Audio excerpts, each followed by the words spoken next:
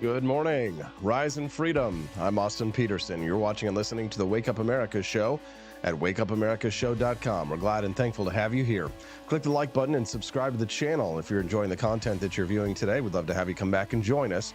Our show schedule is every Monday through Friday from 7 to 9 a.m. Central Time. Come back, join us, drop some comments, some likes, and introduce yourself.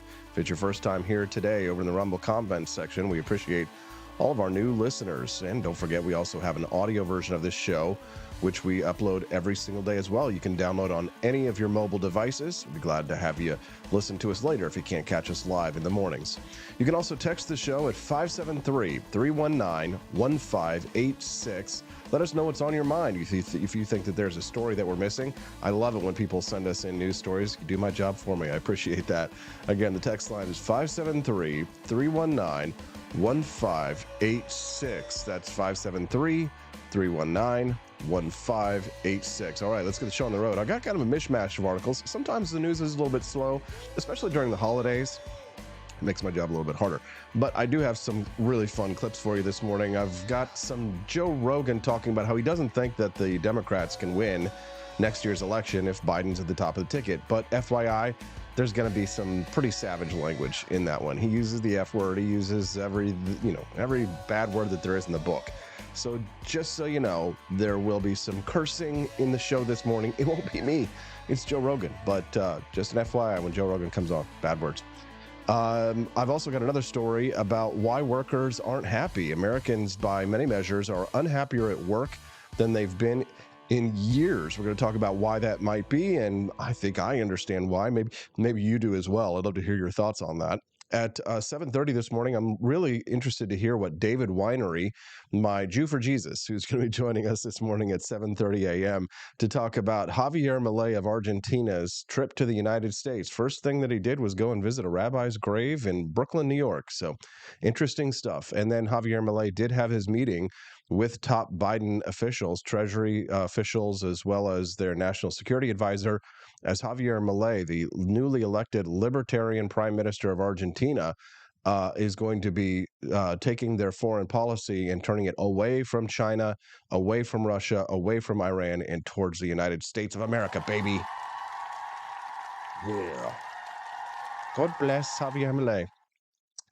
At 8 o'clock, Judge Napolitano is going to be joining us to talk about the bizarre endorsement by Americans for Prosperity, the Koch brothers outfit, of Nikki Haley. What? What are you talking about, bro? I don't get it. It's oddest thing I've ever heard, man. Oh my God, man. What the? It's like kind of. Oh my God, bro. Oh, hell no, man. What the man? Get your ass on, boy. You get your goddamn ugly ass. Go get your goddamn ass. Anyways, Judge Napolitano has some thoughts about that. And of course, the internet blew up over it. I saw Ron DeSantis supporters were saying this should be treated as an in-kind donation for Donald Trump, which is just so bizarre and weird. Primaries just bring out the absolute worst in people, it seems. We'll hear from the judge this morning, and it's the best of the morning show. Big brain time at 8 a.m. with Judge Napolitano.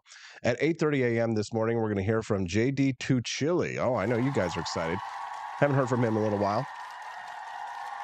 Talking about why nobody trusts the science anymore. He wrote a great piece in Reason magazine titled "The Science Suffers from Self-Inflicted Political Wounds," and with the subtitle of "A Separation of Science and Politics Might Be Called For." God bless. God bless. Bless us, everyone. You will be visited by 3 ghosts this Christmas season. The ghost of Christmas past, the ghost of Christmas present, that's Joe Biden, and the ghost of Christmas future, that is, I don't know, Javier Milei. We'll hear your thoughts about that today if you send us a text at 573-319-1586. Again, that's 573-319-1586. We love to have you come here and join us again every Monday through Friday, 7 to 9 Central. Okay, so I think this, first of all, before we move on to some bad words from Joe Rogan, this isn't like bad words, but it's not like nice words. I don't know why this clip just made me laugh my ass off this morning. I saw this guy who posted it. Populist Hick is the account on Twitter. And he says, me, when someone says they will vote for Joe Biden if Nikki Haley is the GOP nominee. Y'all going to excuse me just a second. I've got to go pee and then throw up.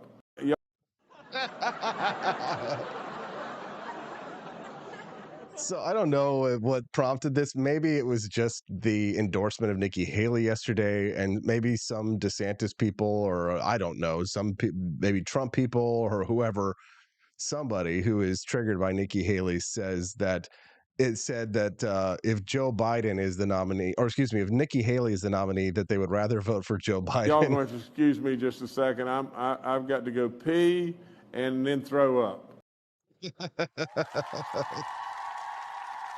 Oh, God. My article this week in Human Events magazine, triggered. That's just what my articles over there seem to do. You're working for Jack Posobiec. You're working for Jack. I'm a contractor, right? I write articles. I pitch them stories, and they choose to run them. It's my ideas that they're platforming, guys. Calm down. It's my libertarian ideas that Jack Posobiec wants to put on Human Events. That's how that works, okay? I saw that John Burke posted a clip of us talking on his show yesterday, which we did 90 minutes. And I thought it was a good discussion. But people seem to think that it's an own that I got John Burke to say that he's not an ever-Trumper because he voted for Trump twice, but now he's not going to vote for Donald Trump no matter what, which I think that's what the definition of a never Trumper is that, yeah, maybe you voted for him in the past, but now you're saying you'll never vote for him again in the future. I mean, that's why I feel Y'all like... going to excuse me just a second. I've got to go pee and then throw up. I mean, I'm not like Mitt Romney, where I would say I would vote for Joe Biden over Ron DeSantis. I mean, it's stupid. And that's what my article this week at Human Events is about. Mitt Romney unendorsing, or I say it's an unendorsement of Donald Trump and Vivek Ramaswamy. And what I think that shows, which is that the populist side of the Republican Party, which is where I'm at, I'm with the populists, I'm with the Viveks of the Republican Party. I'm a libertarian populist, if you will, right? I think we got to fight against the elites. And we're going to talk about the United Nations telling us that we should cut down on our meat consumption, for example. But when Mitt Romney says that he'd vote for Joe Biden over Vivek or Trump, well, I think that is a pretty ringing endorsement for people like me. I mean, I don't know about you. It's not the kind of thing that would make me decide to support Trump or Vivek, but it's the kind of thing that makes me think, well, maybe my decision to like Vivek and possibly vote for Vivek, said possibly, right? Calm down. That's an endorsement. That's an endorsement. No, it's not an endorsement, kids. That's where I'm leaning right now. And I'm signaling that way because that's who I like the most at this point. But I'm willing to change my mind if confronted with evidence to the contrary. So my argument here is this. Doesn't it make you a little bit, I won't say uncomfortable, but isn't it at least a yellow flag that Mitt Romney is comfortable voting for Nikki Haley or Ron DeSantis or Chris Christie, but he's not comfortable voting for Vivek Ramaswamy? He's not comfortable voting for Donald Trump? I mean, you could understand why Mitt Romney would not want to vote for Donald Trump. And perhaps you might say, okay, well, I could understand why Romney might not want to vote for Vivek because he's calling out his niece, Ronna Romney McDaniel, who is the head of the RNC, and Vivek put her on blast during the debate, asking her to step down. And so maybe it's just personal with Romney. Maybe Romney just wouldn't vote for Vivek because he was mean to his niece. I doubt that. I highly doubt that. I think that it's probably more than that. I think if that's anything, it's maybe 20 to 30% of why Mitt would not vote for Vivek. And the other 70% of it is because Vivek represents a departure from Mitt Romney's principles. It's because Vivek is closer to Trump and Romney is closer to Biden. I think Romney has thought about these things. I think Romney is not as stupid, perhaps, as we give him credit for. I think he's very clearly an establishment Rockefeller-style Republican that is opposed to the type of anti-elitist populism that comes from the right wing, the base of the Republican Party, where people like you and I are at these days. So that's what my piece in Human Events this week is about. One, it's about the ridiculousness of Mitt Romney saying he would vote for Joe Biden over Vivek or Trump. And two, that it shows, I think it signals that, and I think the most likely scenario is that Donald Trump is going to win the nomination. It signals that the populist revolution that's happening around the world, the worldwide populist revolution, has certain key figures in it. People like Vivek Ramaswamy, Donald Trump in the United States, Javier Milei in Argentina and South America, Bolsonaro in Brazil, and Geert Wilders, the Dutch person who might become prime minister of the Netherlands, as part of the populist uprising that's happening around the world. I think that Mitt Romney is signaling to us. Now, I know you DeSantis supporters are going to be triggered by this, but too bad. But doesn't it make you wonder why? I mean, is Ron DeSantis with us? Is he part of this? Right? If Ron DeSantis were to win the Republican nomination and become president of the United States, would he be on the same team as Javier Milei? Would he be on the same team as Geert Wilders? Are DeSantis people anti-Vivek Ramaswamy? I want to know these things. Don't you? I want to know what DeSantis thinks about Vivek Ramaswamy, truly. I want to know what DeSantis thinks about Javier Milei. And that's why I'm curious, why didn't Ron DeSantis call Javier Milei to congratulate him? Vivek Ramaswamy, he openly called Javier Milei. It did a whole analysis. We understand where Vivek's brain is at. Trump called him, congratulated him. It makes me think that maybe they're on the same side. If so, whoever's on the side of Javier Milei, I'm with them. If you're against Javier Milei, you're riding against me. That's fine. You know, you can be on the Mitt Romney side of things or Nikki Haley or whatever, that endorsement. We're going to talk to Judge Napolitano about that this morning. But I want to be clear. I want it to be clear where I stand. I stand with Vivek Ramaswamy. I stand with Javier Milei. I stand with the populist uprising happening in this country and around the world. Does Ron DeSantis stand with us? I'm not saying this to just poke and be aggressive here. I'm honestly asking you, is Ron DeSantis on that side of things? Right? Why is it Mitt Romney feels comfortable voting for Ron DeSantis, but not Vivek Ramaswamy? Don't you wonder that? Am I off base here? Yeah, I just wonder what people think about that. All right, so here comes some naughty words. Joe Rogan thinks that there's no way that Joe Biden wins next year. Let's hear his thoughts here on this. There are people who are making $250,000 a year in California on working on the homeless population. They're not going to have any problem affording their homes, but don't you think that money maybe could go to help the homeless? This is why people love Joe Rogan, man. So again, sorry for all of the bad language. If you're just tuning into the Wake Up America show, good morning. I'm your host, Austin Peterson. We're glad to have you here. Click the like button and subscribe to the channel as you make your way in here. Joe Rogan is here talking to his guest. I'm not sure who his guest is. About why he thinks that Joe Biden has no chance next year. It's less than a year in. It's going to be Joe Biden. If it's not Joe Biden, maybe he steps down. Kamala Harris comes up. I don't see that happening. Let's continue this for saying that he had 3.5 baths when he really had 4. I mean, that's what they're hoping to send Donald Trump to prison on. And we've had this conversation with the judge. Judge Napolitano thinks that he believes that it's possible that Donald Trump, if he goes to jail, could still get elected, might be still elected. I think that would probably increase his chances of getting elected, to be honest. I think people would probably find that quite distasteful to see him being actually locked up for saying that he had, 3.5 bathrooms when he really had 4 to a bank in order to secure a loan, and then the loan was entirely paid back anyway. So if he wins, Judge Napolitano believes that the Supreme Court would probably immediately step in and say that the supremacy clause of the United States Constitution, it would be invoked in order to ensure continuity of government. Donald Trump would have to serve whatever jail term he would receive, 3 months after he was president of the United States, meaning Trump would then go free, serve his term as president, and then have to report to jail immediately after the next term. Yeah, it's bizarre. It's bizarre. Good God. Good morning. Welcome to the Wake Up America show. I'm your host, Austin Peterson. We're glad and grateful to have you here. Make sure that you click that like button and subscribe to the channel as you're joining us here this morning. We appreciate all of our listeners, as well as my lovely wife, Stephanie Peterson, who's here this morning. Hi, Steffi.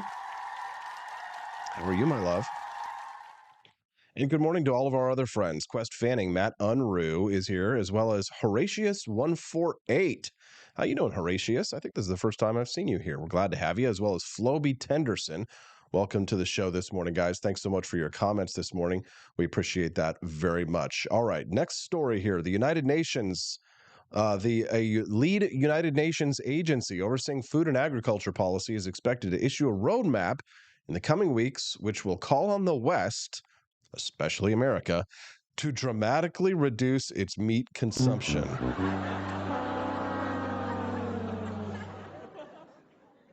Anyways, so this recommendation is to nations that, quote, overconsume meat to limit their consumption as part of a broader effort to reduce greenhouse gas emissions. Now, how do you define over consume meat, right? How is it that you do that? And why is it that you think that the United States would ever give one good goddamn what the United Nations thinks about our meat consumption? Am I right? They want us to live in the pod and eat the bugs. They're not going to say this to underdeveloped nations. They're going to encourage them to eat meat. They're not going to say this to people who are starving in Africa. They're not going to say this to nations that they see as underdeveloped. They're only going to say it to the people of the United States because they're jealous of us and how our delicious cows have made us one of the envy of the world. We are one of the envy of the world in terms of the food that we eat here. And I know what you're going to say.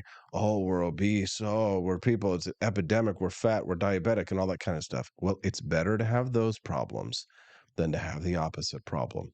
It's better to have the problems that the United States is facing than to have the problems that Nigeria is facing.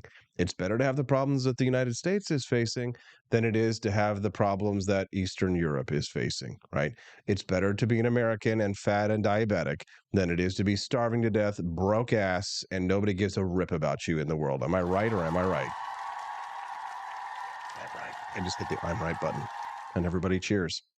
Jeremy Collar, who is the chair and founder of this initiative, says the failure of leading meat and dairy companies to reduce emissions underlines the urgent need for more policy focus on the food and agriculture sector. That's interesting. Now, this article that I read today from my friend Mike Apelka, who sends me a news of the day, in case you missed it, a study examines how a massive 2022 eruption changed stratosphere chemistry and dynamics. In case you missed it, it's a volcano that's causing climate change, not cow farts, right? It's called the Hunga Tonga Hunga Hapai volcano. It erupted on January 15th last year in the South Pacific and produced a shockwave felt around the world, triggered tsunamis. It also changed the chemistry and dynamics of the stratosphere in the year following the eruption, leading to unprecedented losses in the ozone layer of up to 7% over large areas of the southern hemisphere. It's the volcanoes that are truly the cause of climate change in the world. And it's things like that that have always been the cause of climate change for the most part. Things like, giant meteors that come from space and kill most of the dinosaurs and leave only little rat-like mammal creatures running around the earth that millions of years later evolve into human beings. It's not the cow farts, ladies and gentlemen. They just don't. They're jealous of our delicious cows because other people in other countries don't have our delicious cows. They want to reduce the GDP of the United States because they want countries like China and Russia and India to catch up with us and Iran to catch up with us. So they want us to reduce our consumption of meat, not to save the planet, but so that the enemies of the United States can have a better chance of dominating the world. This is not about cow farts. It's about global domination. It's about foreign policy, and it's about evil trying to fight against good. David Whinery says, link incoming, ? Yes, the link is incoming. Javier Milei makes his first trip to the United States, meets with the Biden administration, and visits the grave of a rabbi. What does this mean? We'll talk about that when we get back on the Wake Up America Show at wakeupAmericaShow.com. Goose Lodge in Jamestown, Kansas, your home away from home. Choose the comfort and privacy of our individual rooms, each equipped with its very own locking door and en-suite facilities. Or bring the whole family and make memories in our communal space. Snuggle up on our plush recliners or share a meal around the dining table that comfortably seats 8. Our kitchen is armed with everything you need, from a microwave to a full-size fridge. For a bird's eye view, book the Eagle's Nest. Enjoy the privacy, storage space, and its very own toilet and shower. For just $450 a night, reserve the entire lodge. Perfect for reunions or retreats, accommodating up to 8 guests. And remember, Snow Goose Lodge is a haven for kids and dogs alike. So bring the whole family. Book your stay now and get 20% off your first booking using the code WAKEUP. Expanse of time, a year might seem like a mere moment, but oh, what a year it's been. In September 2022, Austin and Stephanie Peterson embarked on a journey to wake up America. They began humbly, with just 20 souls tuning in, learning, listening, and though challenges arose, like the looming shadow of YouTube demonetization, their spirit never waned. And now, thanks to you, thousands rise with the sun to join them, to listen, to engage, to be a part of a community. So here's to you, and to Wake Up America, for memories shared, for friends made, for the journey ahead, and for never, ever forgetting to rise and freedom. Happy anniversary. I'm Donald Trump, and I approve this message. Believe me, Austin Peterson is the best. He's got the greatest Wake Up America show I've ever seen. Whenever I tune in the mornings and watch the live stream, let me tell you, he has got the absolute best content. I love his guests. It's just a total blast to watch, and I highly endorse and recommend the Wake Up America show. It's terrific, believe me.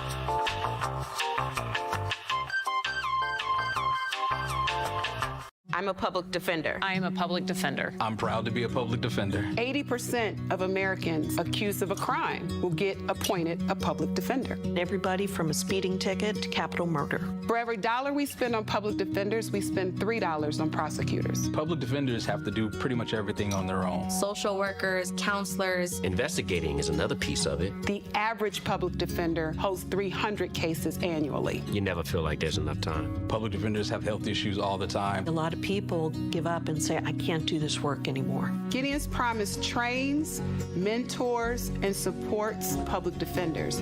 There are a lot of people who say that they would not still be public defenders, but for Gideon's Promise. It's fueled me to continue on in this fight. Gideon's Promise has changed the face of public defense. People see us as troublemakers.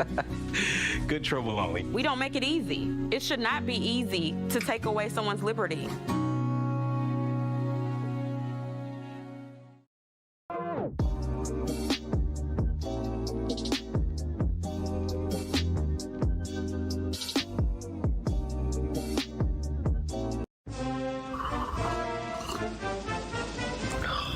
Tired of spending your hard-earned money on woke corporations that don't share your pro-freedom values? Fed up with sipping liberal lattes and progressive cappuccinos? Introducing Founding Flavors from AP for Liberty Shop. Get your day started with Washington's Revolutionary Roast. As robust and principled as the man himself, this blend is the shot of energy heard round the world. Or maybe you want to taste the fervor of freedom with Adams's Patriotic Perk. It's as dynamic and balanced as the U.S. Constitution, sure to awaken your spirit of liberty. For the aficionados, we've got the Jeffersonian Java, a complex mix of flavors that speaks volumes about your refined tastes. And don't forget Betsy's Liberty Lullaby, our decaf option, crafted with the same care and dedication Betsy Ross put into our Star-Spangled Banner. This blend lets you enjoy the taste of freedom anytime without losing sleep. No woke beans here, folks. Just pure, patriotic, pro-freedom flavors brewed with love for liberty. So why compromise your principles for a cup of coffee?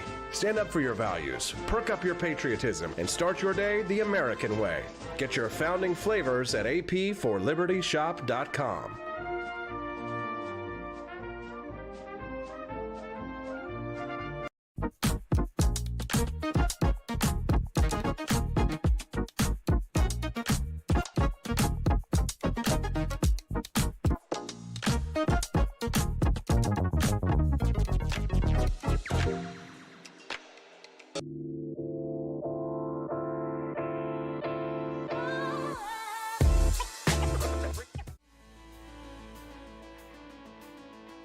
Good morning, Rise and Freedom. I'm Austin Peterson. You're watching and listening to the Wake Up America show at wakeupAmericaShow.com. I'm glad to have you here. Thanks so much for tuning in. Don't forget to click that like button and subscribe to the channel as you're making your way to your seats this morning. We appreciate you very much.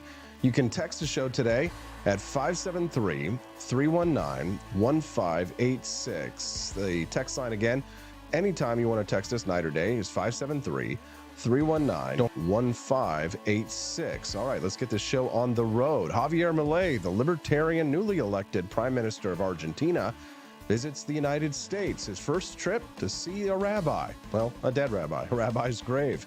And the latest news is that Javier Milei has now met with top officials from the Joe Biden administration. The headline from AP News says, Argentina's president-elect tells top Biden officials that he's committed to freedom. Well, I bet the Biden administration officials didn't really care for that.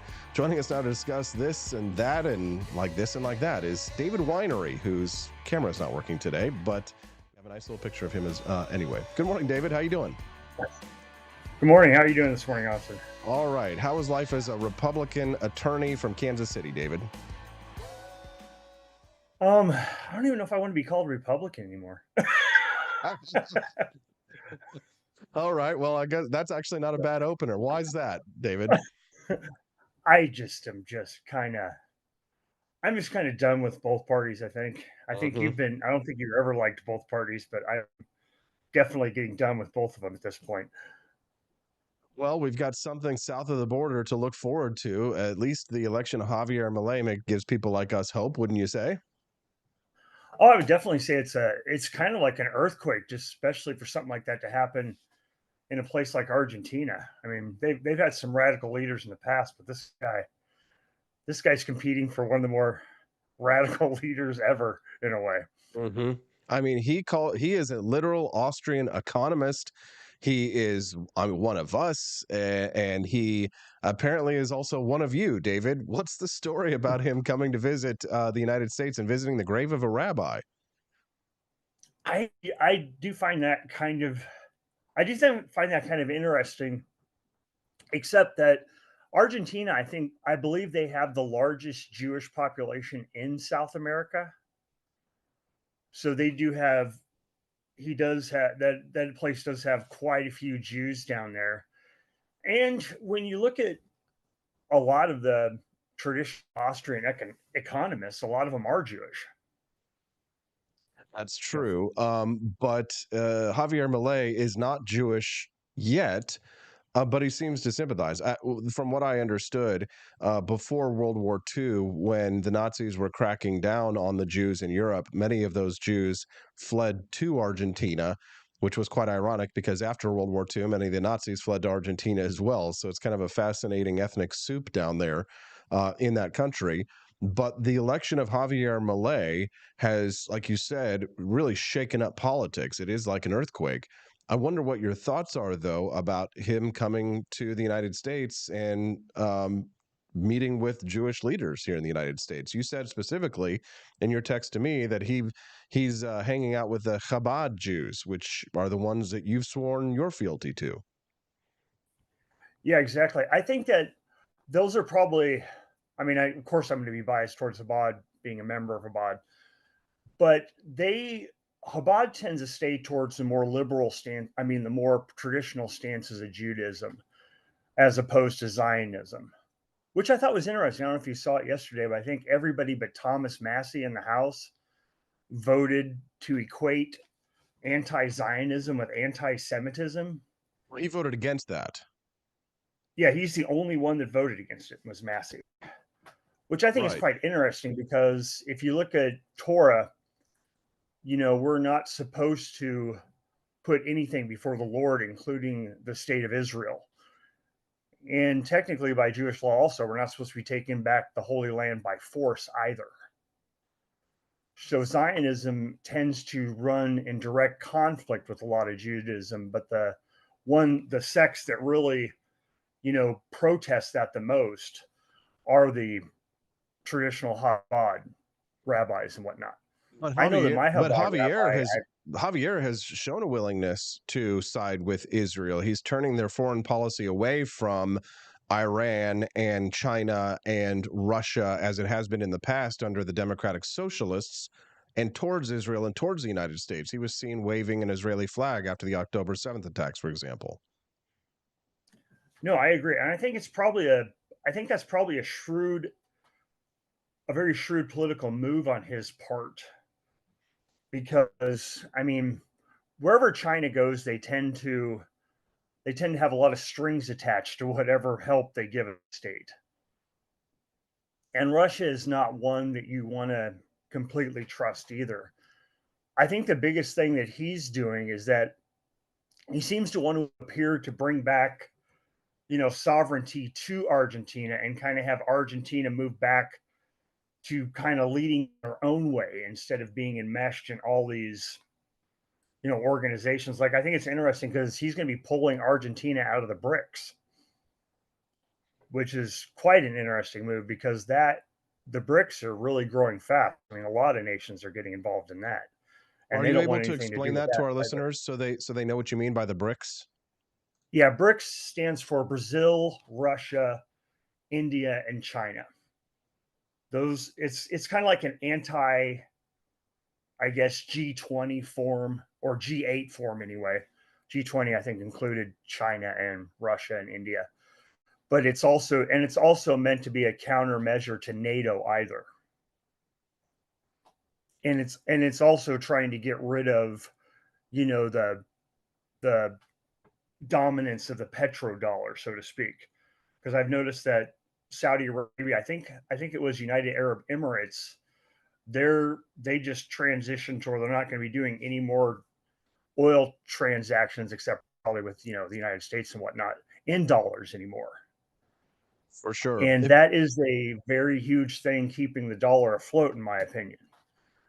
If you're just tuning into the Wake Up America show, I'm speaking to David Whinery. He's a Republican attorney from Kansas City. We're talking to him about the election of Javier Milei of Argentina and his trip to the United States.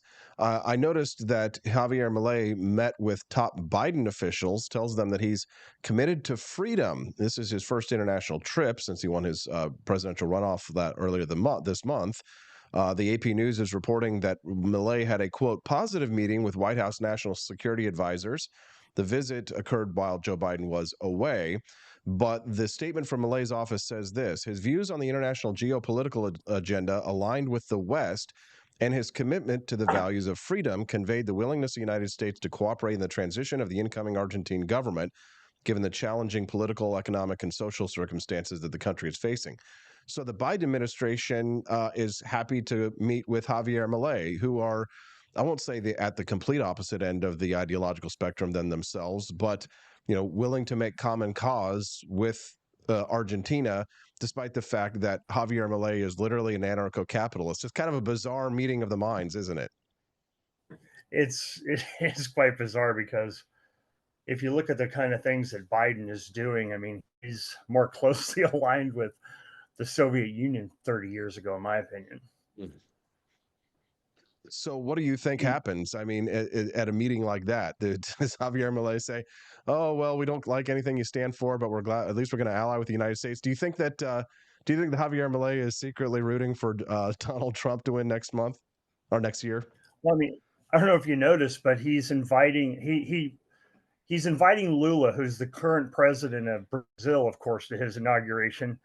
But it kind of came with a caveat where he's inviting Bolsonaro also. So I could definitely see him. Bolsonaro is quite the Austrian capital also.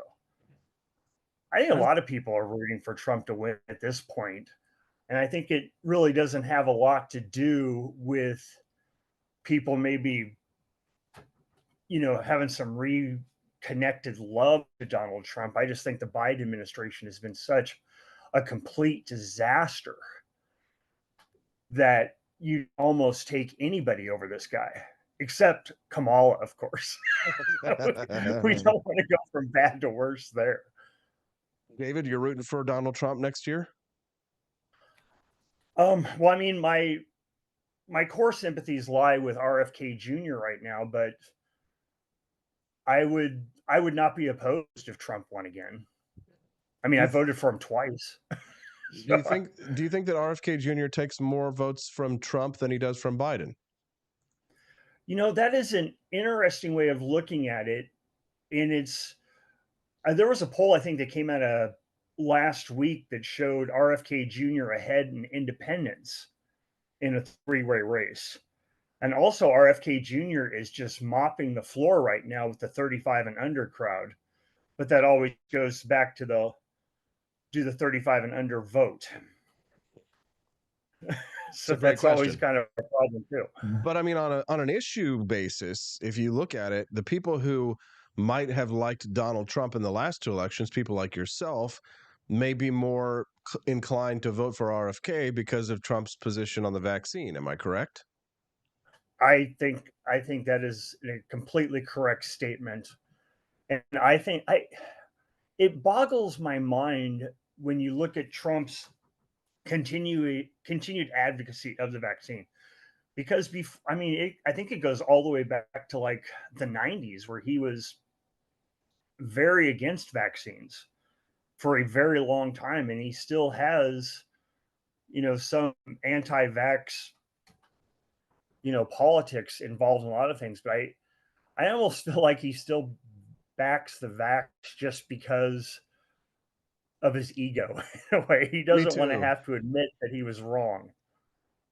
Me too. I feel the same way. I feel like Trump doesn't. He knows that he would probably be better off, backing off of the things that he did when it came to the pandemic. But also, it's like it's kind of like the sword of Damocles, David, in some ways, where he's damned if you do, damned if he doesn't. During the pandemic, when we all didn't know or understand completely the severity of it, and remember he got COVID right before we all thought he was going to die. And it was like 3 weeks before the election. I mean, this country was kind of on the brink. It felt like we were teetering.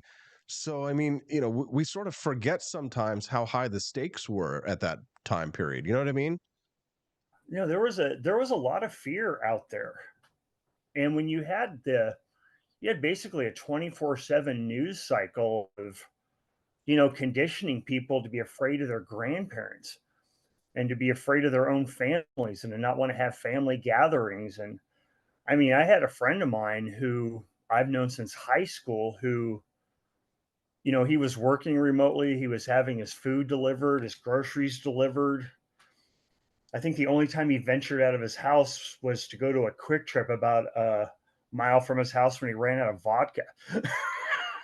That's the only thing that could get him to leave the house. And, looking back at retrospect, I think a lot of us feel ridiculous for thinking that, staying away from people at 6 feet and wearing these masks and, afraid to go to family gatherings. And you see those old photographs where people, they had all these weird plastic partitions, even when they're like working out and whatnot. It's like, I mean, viruses are kind of undefeated when it comes to being communicable. There's not a whole lot you can do about a virus except let it run its course. And I just think that all the weird, and when you start looking really back at the old stuff that was just crazy, when you're, arresting hairdressers and, And people were surfers building alone out in the basically. ocean. Yeah, and how about how scary, how about how stupid it was when you had people, they were building basically enclosed buildings outside their restaurants. And how all of a sudden was that supposed to be better than just having people sit in the restaurants? And probably the most absurd law of all was how if you were sitting at your table, you could have your mask off, but if you got up to go to the bathroom or anything like that, like somehow if you were in a standing position, then you needed a mask to like walk to the bathroom. Yeah, we all And then remember you how saw those ridiculous it crazy. was. David, one of our listeners texted in at our text line at 573-319-1586. This is what they had to say, and I wonder how you would respond.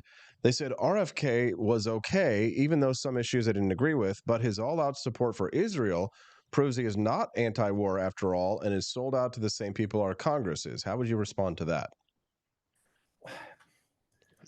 I don't want to say anybody has sold. I mean, it's a tough question for you, David.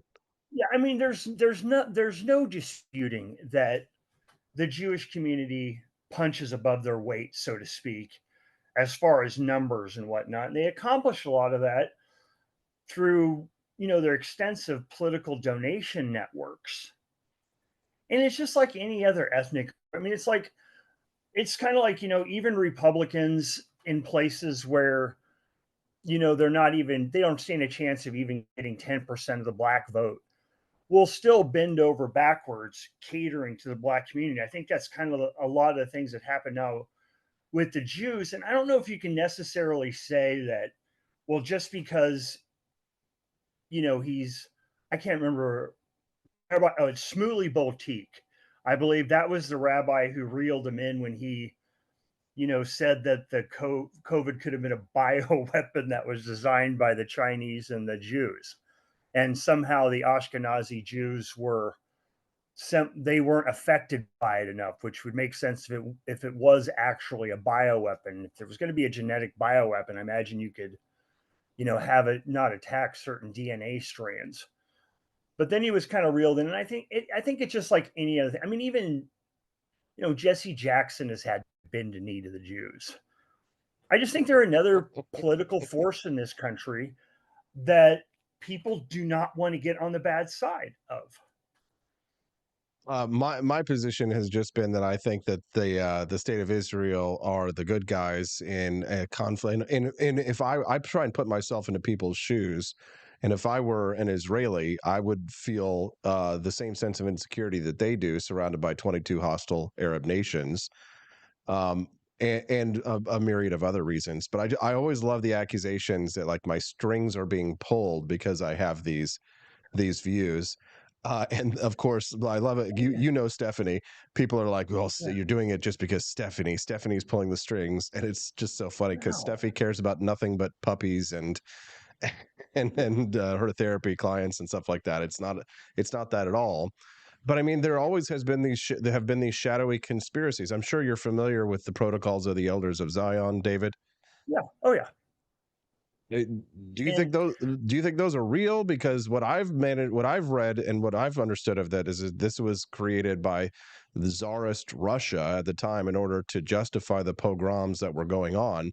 And even Henry Ford, who wrote the International Jew, the big anti-Semitic text, later in his life said that he was wrong and he got bamboozled. What are your thoughts on it?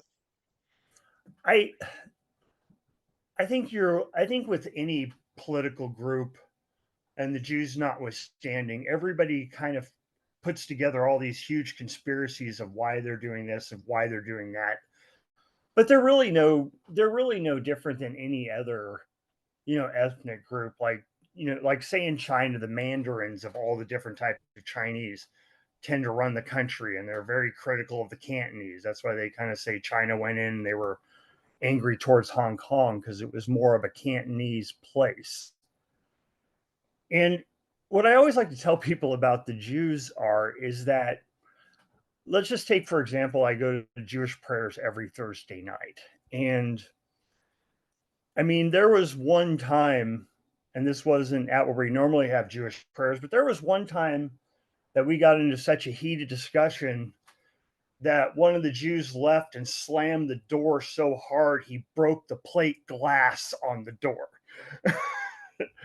You know, we have people like, I'll say Greenblatt's a terrorist, and then other people will say Soros is a Nazi, and and then there's ones that are for Palestine. There's ones that can't stop calling Palestinians terrorists enough. And one thing people always have to realize about the Jews is that we don't necessarily get along with each other. People always act like, we're like this not a monolith. monolithic thing. I was just thinking that this morning. I literally thought the same thing because I saw people were saying, oh, well, you see the Jews in Israel are like the Jews in the United States. And I'm like, bro, they're not a monolith. It's like saying all white people are the same, right? We're not. Yeah. 80% of Israelis right now want to dump Netanyahu. I mean, I think they're more, I mean, if anybody, I think probably Americans support Netanyahu more than the actual Israeli people do. Probably true. And I just think we need to get away. I mean, are there good Jews? Are there bad Jews? Of course. There's good and bad in every group out there, but that doesn't mean there's libertarian Jews and there's communist Jews. Yeah. And basically, if you want to look at it really kind of odd, the Jews invented communism, but there's also a school of thought that says they're part of the fathers of libertarianism too. No, they absolutely are the founders of libertarianism. Ayn Rand, a perfect example, and Ludwig von Mises and Murray Rothbard himself. Yeah. But we're running out of time, David. Is there anything else that you'd like to share with our listeners before we let you go today? I just think it's going to start getting really interesting as far as the right starting to take control of places, because you saw Geert Wilders. I mean, I was even surprised about that in the Netherlands. I mean, I thought he was just another one of those kind of gadflies that you're just going to hear about forever that would never really get anywhere. And now he's going to be calling the shots. The Finland guy who just got elected, he's pretty right-wing too. You have basically a right-wing government in Sweden right now. Amazing. You have right-wingers. Yeah, I mean, we're winning. I mean, we're winning, David. Yeah, I would like to think Marine Le Pen maybe finally has a chance in France. And you looked at the Farmers' Party took over in the Netherlands also in those elections.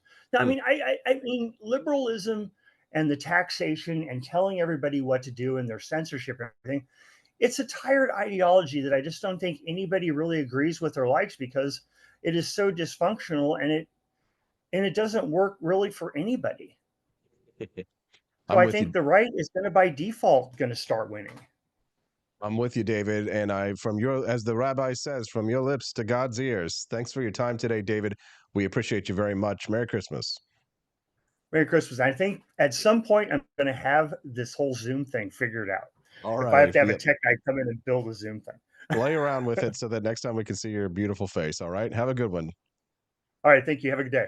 Thank you. What do you think of David Whinery? Give us a text at 573-319-1586. That's 573-319-1586. We'd love to hear from you today at 573-319-1586. I'm firmly of the view that Javier Milei's inspiring leadership will, over the long term, see Argentina revive from its slumber and truly make Argentina great again, and provide a demonstration to the world of the greatness of the anarcho-capitalist approach to public policy.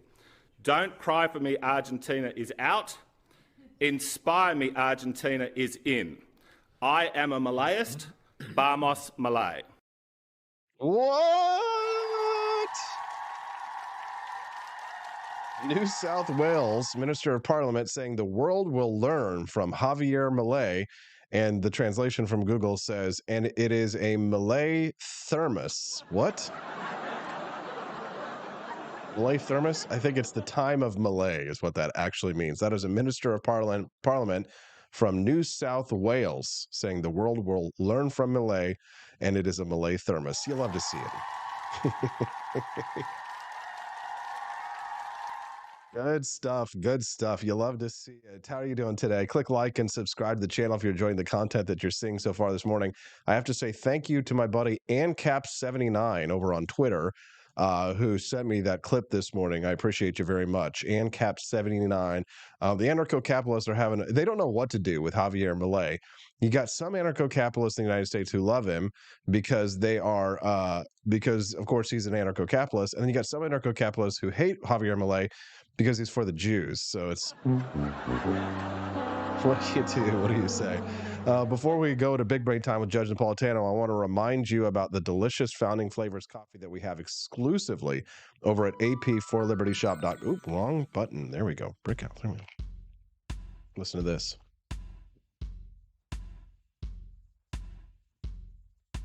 Can you hear that? That's whole bean. You can get it whole bean or ground. Get it your way, right away at Founding Flavors Coffee. My coffee at ap4libertyshop.com is ultra premium. That's one step above premium. If you are not a coffee lover and you drink Folgers coffee and it's been left in your truck for a couple of days and it's got the grounds at the bottom of it and it's cold and you just drink it because you don't care and, you know, coffee's coffee to you, this probably might not be your brand. I'll be honest. It's not for everybody. If you're the type of person who knows coffee and loves coffee and says, I got to have really good coffee to get my day started, right here you can see Thomas Jefferson hanging out at Monticello. Imagine getting a beautiful gift box of these as a family member who loves coffee. All of our beautiful boxes of Founding Flavors coffee can be delivered to you right to your door if you go to ap4libertyshop.com. Jeffersonian Java is a distinct blend harmonizing the intellectual brightness of lemon with the agrarian sweetness of caramel. This concoction is perfect for those who appreciate an intricacy of flavors as profound as Jefferson's own philosophy. Jeffersonian Java Light Roast. This is the highly caffeinated brand from foundingflavors.com. Imagine getting this as a gift. I got a phone call from a buddy the other day, over-the-road truck driver who pulled off a truck stop to have a conversation with me. And we talked about his kids who are big-time coffee drinkers out in California. And he wants to give all of his kids gifts of Founding Flavors coffee. Well, you can get a gift for your family member at ap4libertyshop.com, just like he did. He says that I make the coffee sound so good that he, as a non-coffee drinker, almost wants to drink it. It is delicious. It is ultra premium. It is one of the best coffees that you will ever taste if you love coffee. If you're not a coffee lover, any $5 bag of coffee will do. I get it. But if you're like me and you have a little bit more sophisticated tastes when it comes to coffee, and you say to yourself, you know what, I've been drinking this other stuff, this swill, for such a long time, grab a box of AP for Liberty Shop's Founding Flavors coffee today. Go to ap4libertyshop.com. Get yourself a bag. My favorite, I say bag, but it's a box. My favorite flavor is Thomas's Painkiller, but I got to be honest, the Martha's Mint that I've been enjoying all this month, that exclusive flavor, which is going to be gone in less than a month. You can only get it at ap4libertyshop.com. I've been drinking that one, and it's like topping the charts. It's absolutely delicious. So get yours today at ap4libertyshop.com. And when we get back, we're going to hear from Judge Napolitano about the Americans for Prosperity endorsement of Nikki Haley. It doesn't make any damn sense. We'll talk about that when we get back on the Wake Up America Show at wakeupAmericaShow.com.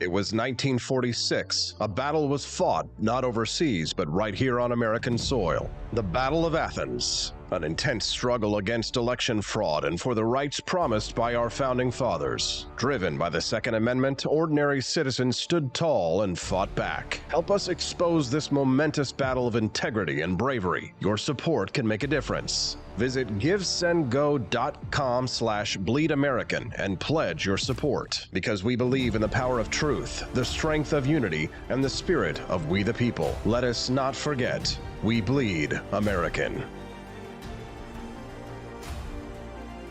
Fire.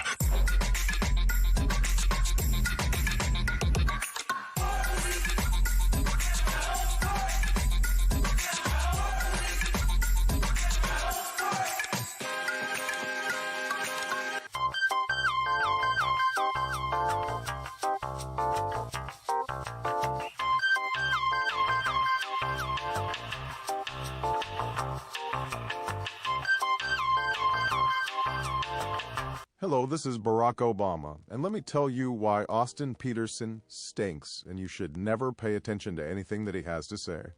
First of all, he's a libertarian, and we all know libertarians are idiots. They don't realize how important government is to everything that we do. I recently became aware that Austin has opened up a libertarian shop at apforlibertyshop.com. Now, I'm asking you as a personal favor to me that you never ever visit apforlibertyshop.com. With all of the great Liberty merchandise there, the last thing that we need to do is to get people spreading this message around the country, because then they might start thinking that they don't need government. And that's the last thing that good Democrats like us want. So if you love democracy, like me, and hate freedom, then don't visit AP for Liberty Shop. Like I said, whatever you do, do not visit apforlibertyshop.com. I'm Barack Obama, and I approve this message.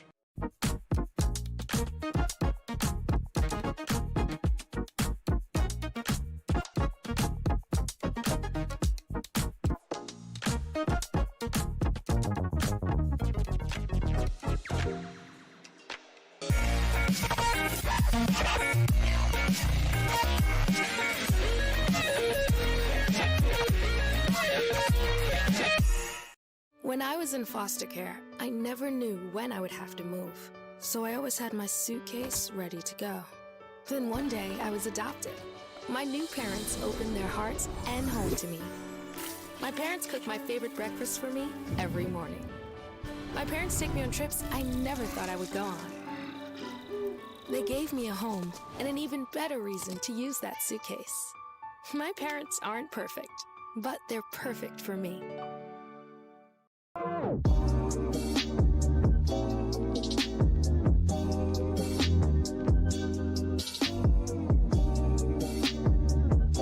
would remind you that extremism in the defense of liberty is no vice.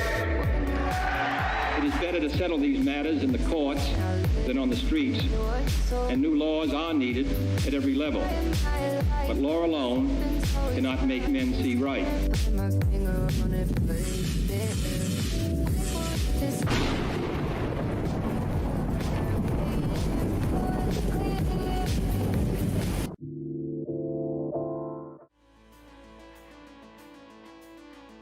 Good morning, Rise and Freedom. I'm Austin Petersen. You're watching and listening to the Wake Up America show at wakeupAmericashow.com. We're glad to have you here. How's everybody feeling today? In a good mood?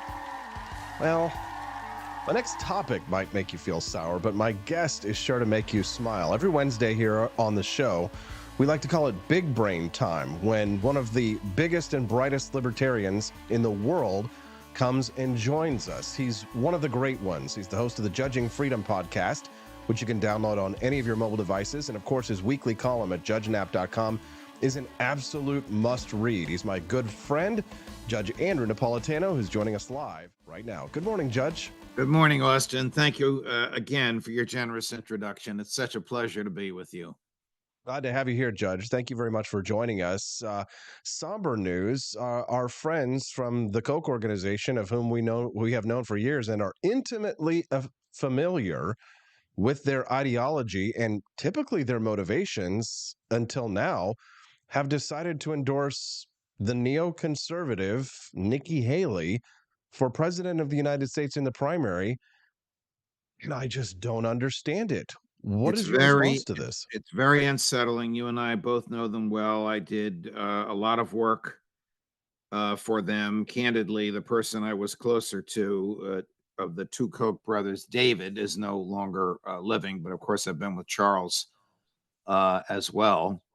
You know, Americans for Prosperity, their political arm, and its various subdivisions have been seriously libertarian until now. The only thing I can think of is that they fear a Donald Trump presidency, and in their minds, this is the best face I can put on it. Nikki Haley is the lesser of two evils. That is the lesser evil between Trump and her, and then the lesser evil between whoever the Democrats run and her.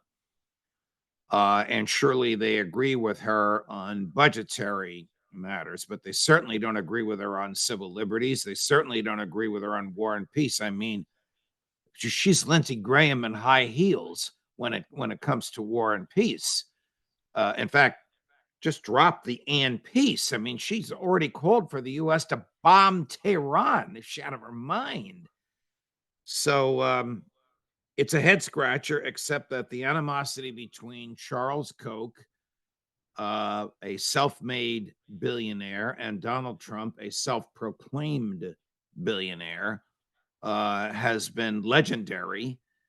And I think that the Koch folks, and they're formidable. It's not just Charles and his billions. There's millions and millions of people in their group, and many of them are well-to-do, not as wealthy as Charles is one of the wealthiest people in the world, but wealthy enough to tip the scales in an election. So fear and loathe Donald Trump that they're willing to pick as unsavory an alternative as Nikki Haley in an attempt to keep him off the ballot. That's the best explanation I can come up with. This is not ideological. It makes sense on some level, Judge, but on another level, you have to consider, I mean, Ron DeSantis is still in the race, and he is at least ostensibly a little bit closer to libertarian values than Nikki Haley does, than Nikki Haley is, maybe by a small step, perhaps. But it would seem to me to make more sense, at least, to go for a DeSantis endorsement. Why do you think they chose Nikki Haley over him? Don't know. I don't know, Austin. Nikki Haley has said weird things, not only about bombing Tehran, but forcing you to reveal who you are whenever you engage in social media. So you can't be Austin from Missouri. You would have to put your true name. That is forced speech, which is expressly prohibited by Supreme Court opinions interpreting the Constitution. I think Nikki Haley is dangerous. I don't know how anybody who believes in the primacy of personal liberty could vote for her. Head scratcher. And Judge, but I must tell you, it might tip the scales. I mean, this might start momentum of people like Ken Langone, who's a conservative with some libertarian instincts, fabulously wealthy, not as wealthy as Charles Koch. Very few people are, but you know, hundreds of you know, well into the billions. It might cause them to engage in this stampede toward Nikki Haley. I think that's what they're all hoping, leaving DeSantis and Christie in the dust. It's ridiculous. I don't think that's going to happen. I don't think that all of their billions can make Nikki Haley more attractive to the base of the Republican Party, who she needs to win a primary. She might be able to win in neocon New Hampshire, but she's certainly not going to be able to do so in Iowa or any of the other states where the base of the Republican Party lies firmly with Trump. And let me tell you something, Judge. If I had to choose between Donald Trump and Nikki Haley, I would choose Donald Trump. What about you? Be a tough choice for me to make, but Trump is certainly with us on war and peace, on restraining the military, on bringing the troops home, on getting out of NATO, on things that once were radical and sounded radical and now are rational. Boy, if this is a personality dispute between Charles Koch and Donald Trump, it's bad. That shouldn't be the basis for the movement of hundreds of millions of dollars and tens of millions of votes. This is wild, Judge, because I mean, this involves intimate people of whom we are aware of their motivations and their ideologies and their understandings. This is nothing more than, in my opinion, Judge, Trump derangement syndrome. It's caused people to act bizarrely. And I know you've been accused of it before, but I understand your motivations are deeply ideological, but I don't see that as the case here. I don't see Well, someone coming out and saying, I support Nikki Haley as making this kind of a decision on any kind of an ideological basis. It's a personal one. You're look, just the things if that you're. they had said, Trump is a wild spender, he was. Trump doesn't understand economics 101 or believe in the free market because of tariffs. True. If they had made statements like Trump actually raised taxes for some people in states he hates, New York, New Jersey, California. I live in New Jersey. True. If they had made statements like that as a reason not to vote for him, statements grounded in economic principle, well, we could understand it. But the person they chose instead has more baggage. I see in this conflict in the Republican primary, that there is. I saw Mitt Romney announced that he could vote for anyone in the Republican primary, but maybe not Vivek, and definitely not Donald Trump, which is kind of a yellow flag for me when it comes to Ron DeSantis. I mean, I'm obviously, not going to be in favor of Nikki Haley or Chris Christie, but it's kind of a yellow flag that Mitt Romney says, well, he wouldn't vote for Vivek. I kind of like Vivek Ramaswamy. I'll be honest. I think of all of the candidates, he's the most close to what you and I believe. But the fact that Mitt Romney says he couldn't vote for Trump or Vivek, which leaves the door open that he could vote for Ron DeSantis, Nikki Haley, or Chris Christie, it is a bit of a yellow flag. It makes me wonder if Ron DeSantis really is sort of on our side. And when I say on our side, I'm speaking more broadly, Judge, as the kind of like the general right-wing populists. In a way, you and I are sort of with the libertarian populists. We're sort of, if there's a global movement of populism, we're from the Javier Milei wing, if you will, right? You have the Geert Wilders wing, who may become the next prime minister of the Netherlands. And then you have Donald Trump and Vivek Ramaswamy here in the United States. Vivek probably closer to us and to Javier Milei, of course, than Trump is. But when Mitt Romney says that he couldn't vote for Vivek or Trump, it then implies he could vote for DeSantis. Does that sort of throw a yellow flag for Well, I you as think well, or a if red push, flag? let's say the unthinkable happens and Joe Biden goes home to Rehoboth Beach and the Democrats nominate Hillary Clinton, I think that Mitt Romney would be in charge of Republicans for Hillary. I happen to like him. He's a very likable, warm person, but he doesn't embrace the principles that you and I embrace. Some of these people whose names you just articulated don't fully embrace the principles that you and I embrace. I have to correct what I said last week about Javier Milei, who, after he was elected, announced he's in favor of military assistance to Ukraine and military assistance to Israel. So his Rothbardianism is, or Rothbardian libertarianism, for those who want to be precise, appears to be confined to domestic economic policies. And in terms of DeSantis, I don't know that there's a libertarian bone in his body. I mean, I don't particularly enjoy drag shows, but he tried to make them illegal. Well, that's just absurd under the First Amendment. If male wants to dress up as a female and others find that entertaining, what business is that of the government?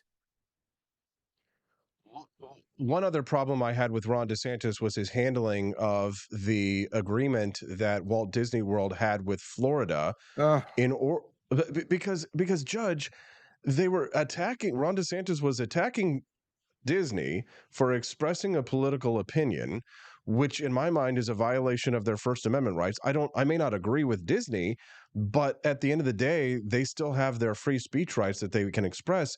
And then in order to punish Disney for their free speech, he actually took away their ability to self-govern on their own private property, to enforce fire restrictions, fire codes, to have private police on their own property, to pay for the maintenance of their own roads, and imposed the cost of all of those those private services onto the Florida taxpayer by forcing them to be public services, which is anti-libertarian as it gets. The correct answer to that, if he really wanted to punish Disney, would have been to extend those libertarian benefits to Universal Studios, to his competitors out there, to force them to compete in a more free market way.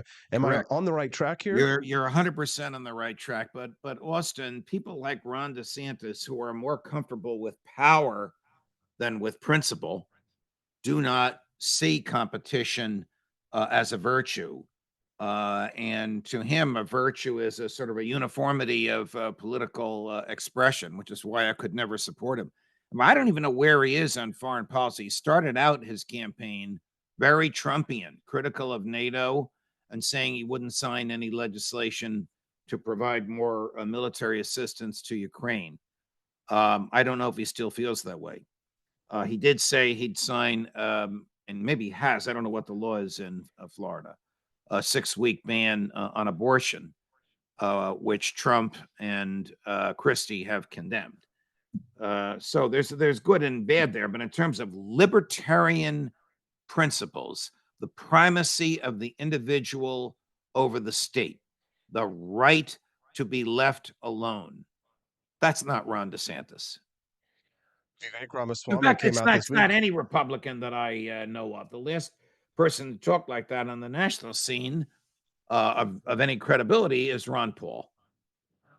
Vivek Ramaswamy this week said that he also opposes United States taxpayer funds to go to aid for Israel. Well, on that, I agree with him. I find him a disagreeable person, but that's just his personality. But on many of the things he says, I agree with him. Okay, well, tell me about that, Judge, because I'm starting to like Vivek Ramaswamy, and I'd love to hear your thoughts on him. Well, I mean, he just rubs me the wrong way. He can't stop.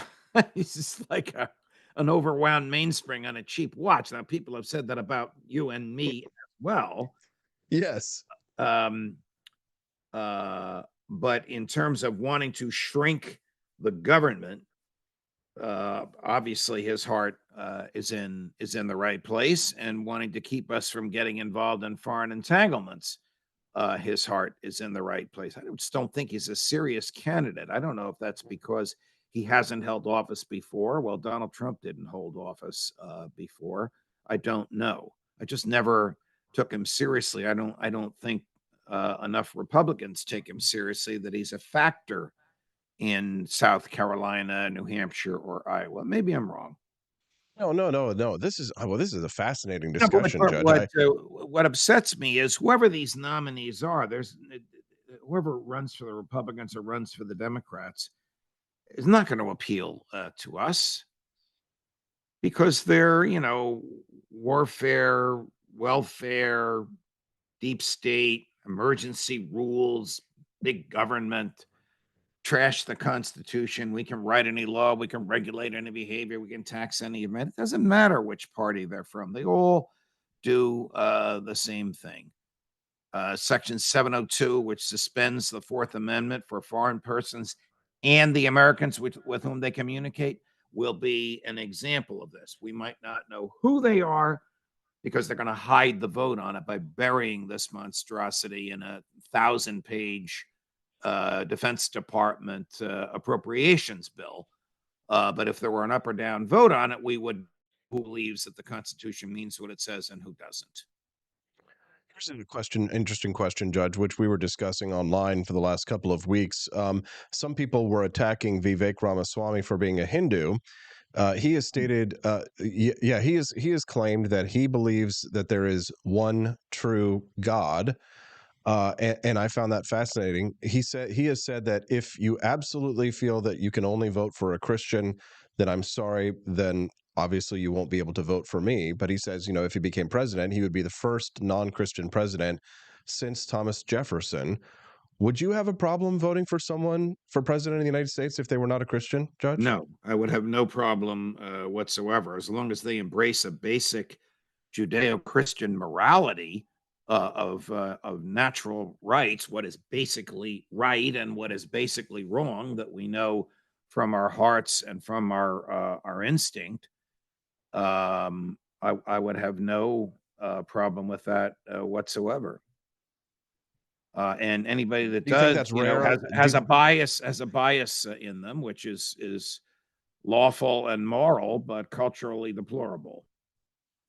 Do you think that that opinion is widely held amongst Christians, Judge, or do you think that that's narrowly held? I think it's narrowly held. I think most Christians are biased in favor of other Christians.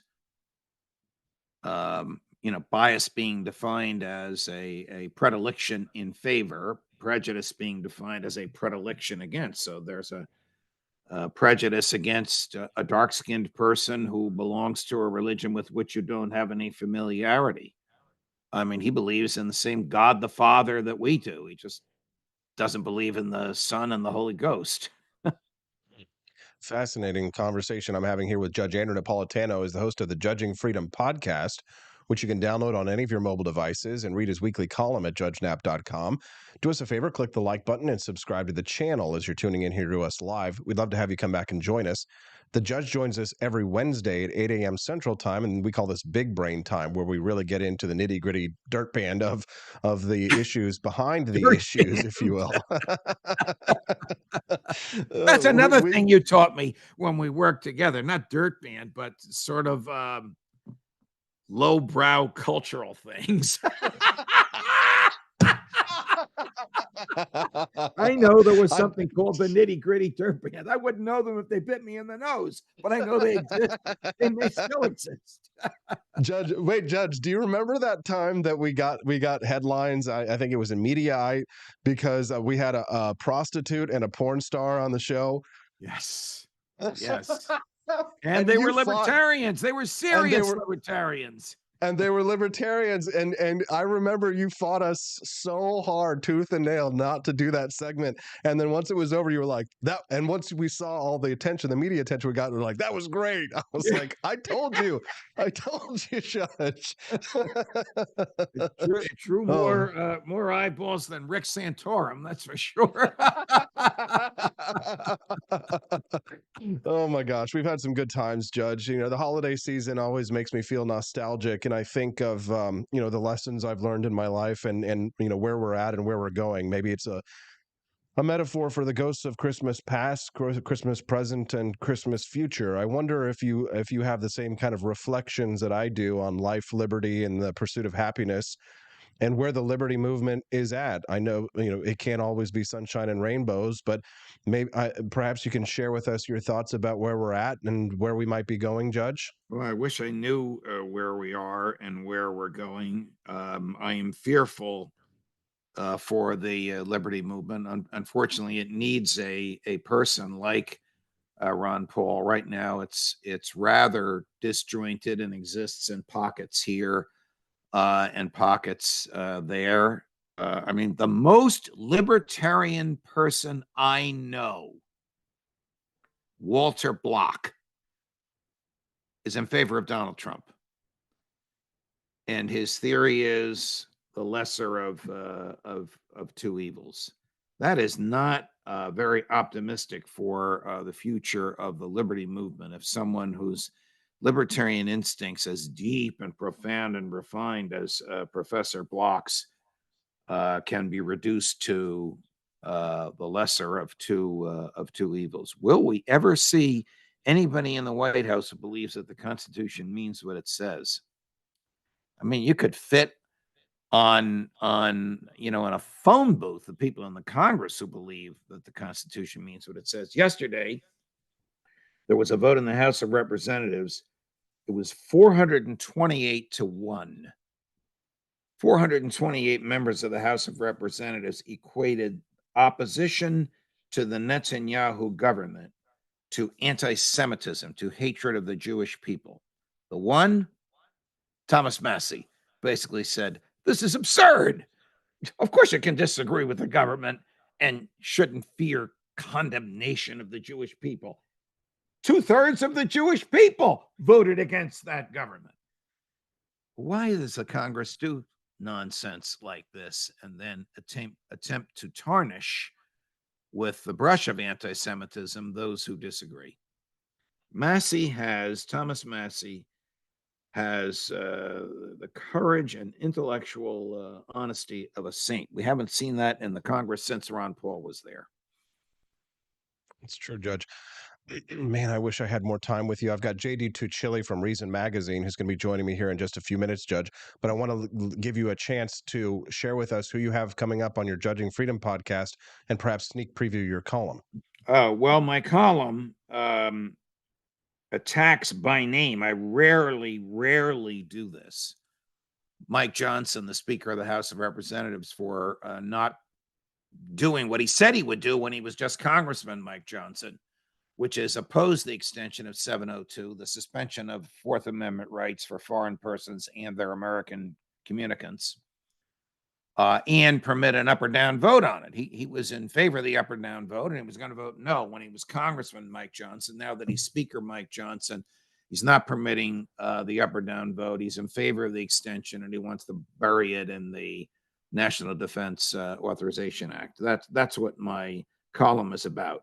I have two of my heaviest hitters on today. Professor Jeffrey Sachs, three of my heaviest hitters. Professor Jeffrey Sachs of Columbia University is Bibi Netanyahu destroying Israel. Professor John Mearsheimer of the University of Chicago, China waiting in the wings and looking to take advantage of the collapse of NATO in Ukraine and the impending collapse of the Israeli government. And Phil Giraldi, ex-CIA,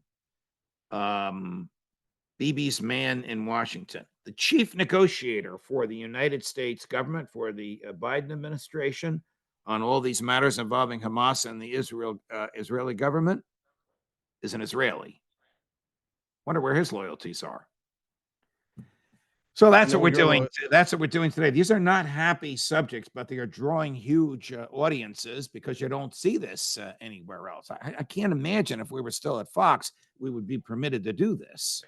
No, Judge. The conversations that we just had this morning would not have been permitted. Talking about Hinduism and talking about Ron DeSantis and Nikki Haley in an unkind light. We'd have not been able to have the conversations. Could you imagine if I called Nikki Haley Lindsey Graham in high heels on Fox?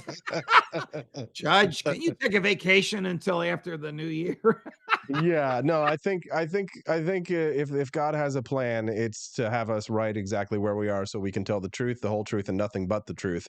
From Judge Andrew Napolitano. Judge, thank you for your time. We'll speak to you again next week. It's been the happiest time of the week for me. Thank you. All my best to you and your lovely bride.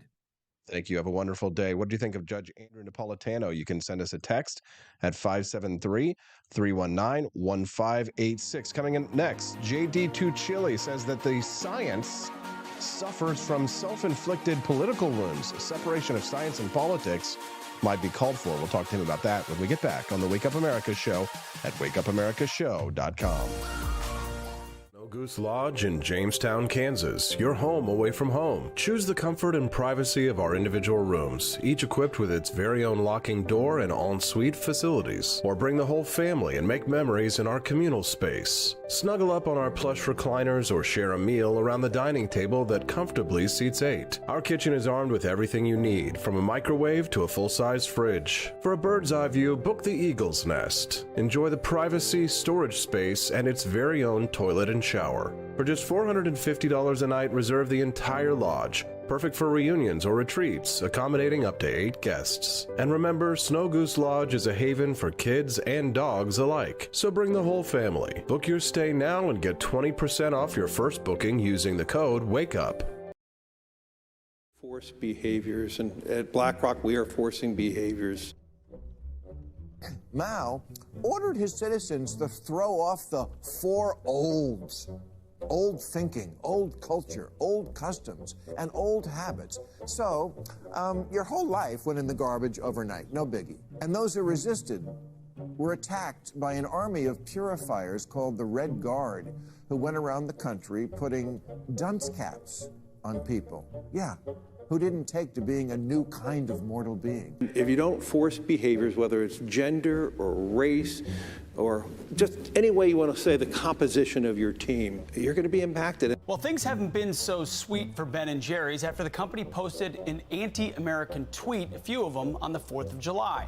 The ice cream makers declared the United States was founded on stolen indigenous land. Well, someone should tell Target that, because they're now selling swimsuits with tuckums in the women's section of the store. And they even have a line just for kids. Yeah, we're going to reach out to Ben & Jerry's and ask them how they can live with themselves as they operate a multi-billion-dollar company on stolen land while declaring other people give up their so-called stolen land. This is the child section. This is literally the kids section. I'm next to a literal onesie that says whatever the hell that means. We have "Glad you came out" and "I'm so happy that you're queer" in the kids section. Are you kidding me? I'm sorry, but pride and toddler don't belong in the same sentence. Good news! Starbucks will offer its workers reimbursement of travel expenses related to accessing abortion and gender-affirming procedures. Kyle Rittenhouse was seen wearing a Black Rifle Coffee Company shirt, and they wanted to distance themselves from that individual. Key employees at the company also were donating to Democrats. Hafer doubled down on throwing many in his base under the bus, describing them as racist and a repugnant group of people.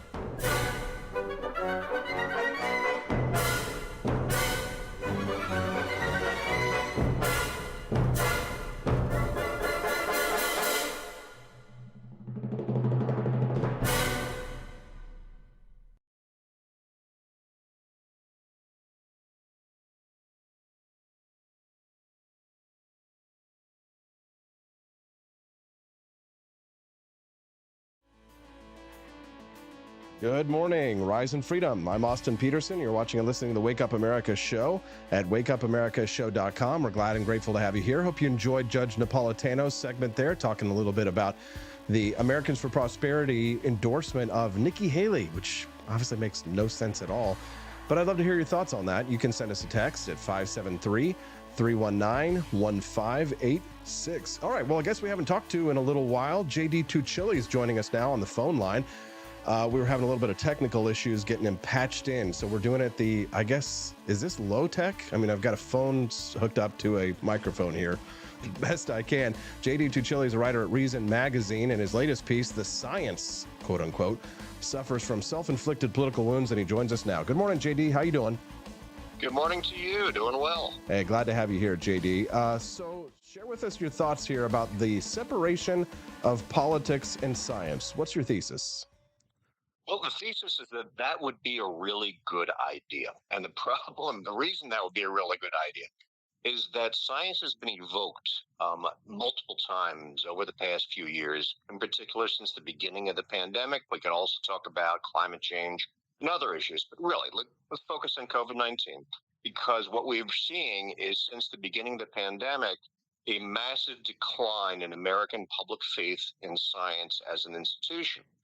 When Pew very recently asked Americans if they thought, science had a mostly positive effect or a mostly negative effect or was a wash, a majority did say that it was mostly positive, but it was a majority that it declined by 16% over since 2020 and incrementally during that time. And it's happening across the board. And the problem, when you dig down deeper, is that science has been invoked too many times to justify policy preferences and prejudices of government officials and people who just have strongly held opinions that aren't unassailable, but they pretend they're unassailable because when they say follow the science, they really mean don't argue with them. It was a scary time, and a lot of people, I think, beclowned themselves during the pandemic, turning into little tyrants in their public health institutions around the country.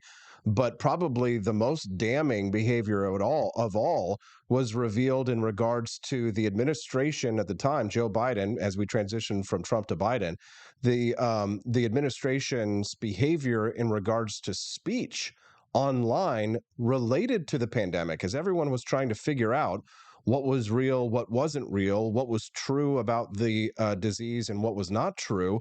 The Biden administration cracked down on not misinformation and not disinformation, but what they called and had to coin a new term for malinformation, which is information that is true, but is harmful to the administration. I mean, the social media impact, I can't be understated in regards to our liberties and the undermining of science. Am I right?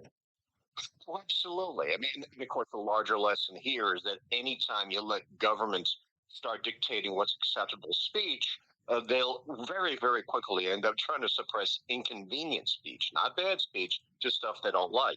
And in particular, in this case, we know from the Twitter files, which was released by Elon Musk last year when he bought Twitter, which is now X, and then access to Facebook files, which was similar information dug out from Facebook, that the government was leaning on them. Press, in particular, dissenting, but also very respectable medical scientists and physicians. People like J. Bhattacharya and Martin Kulldorff from Stanford and from Harvard, respectively, who definitely know their field, certainly know virology, but differed with the recommendations of the administration and its preferred scientists. And rather than debate them publicly, the government wanted to suppress their speech so they could not get their message out. And we know this even more so now because they won a case. They won a lawsuit against them, in which actually the court at the appeals level referred to what the government was doing as an Orwellian ministry of truth. It's kind of horrifying because science is not about the truth with a capital T. It's about the pursuit of knowledge. And knowledge evolves and develops as more evidence emerges. And then you interpret that. You may get policy out of it, but that's going to be based not just on the facts that emerge, but also on preferences, values, ideology. There's all sorts of things that go into that. There's no capital T truth to be found there. And when you suppress dissenting voices, it's very clear that you're not following the science. You're wielding science as a weapon in order to just kind of club your way through to impose your preferred policies. JD, is there a partisan divide on how Republicans versus Democrats view science now? There is, except that it's limiting. Originally, there was this whole thing where, Democrats, progressives follow the science, and they prefer lockdowns and mask mandates and more restrictive policies. And the Republicans, who prefer a lighter touch, became skeptical of science. And so you started seeing Democrat trust in science rising and Republican dropping. What's happened, though, in the last year is that it's dropping across the board. I think we've had enough revelations now of science being corrupted and turned to political purposes that everybody is losing faith in scientists and people who say follow the science. And it's dropped now down to pre-pandemic levels among Democrats. And if you talk about having a lot of faith, it's really just kind of fallen off the edge among Democrats. They still have more faith than Republicans and independents in science, but it's declining for everybody. A lot of goodwill has been lost across the board with Americans by the scientific community, and they'll be a long time trying to win that back. No, for sure. If you're just tuning into the Wake Up America show, good morning. I'm your host, Austin Peterson. I'm speaking to J.D. Tuccille. He's a writer at Reason Magazine. We're talking about the science and why we need a separation of science and state. Listen, I've always been a big fan of science and a believer in science, JD, but despite, I think, being a more of a skeptical, reason-based person, I find myself very distrustful of the experts. I mean, with my libertarian instincts might have led me to that no matter what. But more than anything, I really am skeptical of public health officials, not just on the national level, but on the local level as well. Is there anything you think they can do to stop the erosion of public trust, or perhaps even try and gain it back at some point? What do you think could happen? I think the first thing we've got to do is kind of create a divide between science and state, just as we do, between church and state, and we should between education and state. Science is meant to advise, it's meant to inform, It's not meant to dictate to us. I have real doubts about the whole public health profession. It's an inherently political one. It involves policy preferences, and it just begs the officials that hold those positions to use science to justify what they want to do anyway. And that's exactly what we've seen in spades over the last few years. So maybe just have those public health officials, if they're going to be in office at all, simply offer advice rather than giving them power to enforce, and create a real separation between politics and science so that science can regain trust and we can look to it again for advice, not for mandates. JD, I'm a subscriber to the Rattler newsletter at Reason Magazine, which you put out, I believe, once a week, maybe every other week. But I highly recommend people subscribe to it. And I just got your newsletter this morning, but I haven't had time, unfortunately, because of my show, to read your newest story. But I'm super keen to hear you discuss it. Your latest article is that about airports poised to lose the battle over gun ads.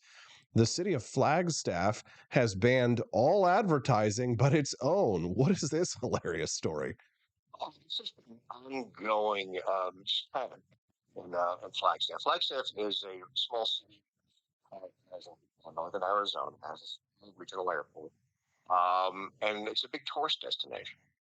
And for years, Timberline gun training, Timberline firearms and training has been running ads at the airport there for tourists. So they can come to, and shoot guns and get training and then have, recreational opportunities with firearms. And that was through a third party, a company that handled the advertising at the airport for years. The city took over the advertising. Timberline went back to try and place its ads this year, and Flagstaff said, no, we don't want any violence being advertised at our airport. And we have a new policy, which had not been implemented yet. They hadn't put it on it yet, which says nothing involving firearms can be advertised at the airport. So, Rob Wilson, the owner of Timberline, he objected. He went to the Goldwater Institute, which is a libertarian conservative think tank here in Arizona. And Goldwater pointed out that city governments, any governments, really don't have that kind of authority to limit speech in public venues. There's certain broad parameters. Commercial speech is not as fully protected, say, as political speech is, but it does enjoy First Amendment protection. And the test says that there has to be a clear, purpose, a real, a government interest in suppressing speech. And not liking guns is not that purpose. What made it even more interesting is that 10 years ago, the Goldwater Institute won a very similar case against Phoenix involving firearms training and city bus stops. And, the state court slapped down the city of Phoenix, and Phoenix had to run the ads for firearms training. There's no reason to believe that the case would go any differently 10 years later in the city of Flagstaff involving ads at the airport. So Flagstaff took their ball and went home. They said they're not going to allow any ads at the airport at all, except they'll add one caveat. They're going to have the city agency that does tourism promotion run ads. And that city agency promotes its favorite businesses to pay a city bed and breakfast tax. So you're still going to have businesses getting promoted. So I predict litigation in the future. JD, I know that most of our listeners are concerned about the national debt here in the United States, and nobody would bat an eye at the suggestion that we need to get things under control. But just how big of a problem are we facing? Just what kind of hot water are we in with the national debt at the moment? Well, to illustrate it, when I wrote that piece a week ago on the 22nd, the national debt stood at $33.7 trillion. As of this morning, it's $33.8 trillion. So it's growing pretty quickly. We have been warned by the University of Pennsylvania Wharton Budget Project that the U.S. government has 20 years at most to decide how it's going to handle its deficit and debt problem, after which point it will run out of options and will, without any doubt, default on the debt that it owes, meaning that the people who loan the government money will only get dimes back on their dollars at best. The government won't pay back what it owes. This is a big deal. It could crash the economy. It could devalue the U.S. dollar. It will make us all poorer if it happens. And that 20 years is a best case scenario. That's assuming that investors don't completely lose faith, back away, and make the government borrow at a much higher interest rate, which actually is already happening. Interest rate for the government has gone up. And it's gone up because international borrowers are walking away. China and Japan in particular have stopped buying U.S. Treasury debt. And that means if you want to lure international borrowers back, you've got to raise your interest rate, pay them even more. The U.S. government is now paying more to service its debt and pays to support national defense. I mean, that's just interest payments on money that was already borrowed in the past, costs more than aircraft carriers and bombers and troops stationed all over the world. That's a big deal, and it means we're running out of time. And there's absolutely no evidence that Congress has the will or the ability to address the problem. Hey, maybe the accelerationists are right, though, because in the case of Argentina, for example, it led to the devaluation of their peso led to the election of an anarcho-capitalist for president. So maybe there's a silver lining at the end of the tunnel. There could well be, although I'll point out that Argentina has been a basket case for about 70, 80 years. If we're going to wait that long for our equivalent, you and I are going to be pretty old and gray at best. JD Tuccille, hey, is there anything else you want to share with our listeners before we let you go? Maybe how they can subscribe to your awesome newsletter. Come read one of my articles, and there's an opportunity. It's a 3 times a week newsletter, and there's an opportunity to sign up in each one of my articles. Costs nothing, and you get everything delivered to your inbox. There we go. JD Tuccille. Hey, thanks for getting so early for us. And as always, thanks for defending freedom. We appreciate you being so generous with your time. Thanks for having me on. You take care. Thank you. That's JD Tuccille. He's a writer at Reason Magazine. Yeah, so it wasn't a low tech.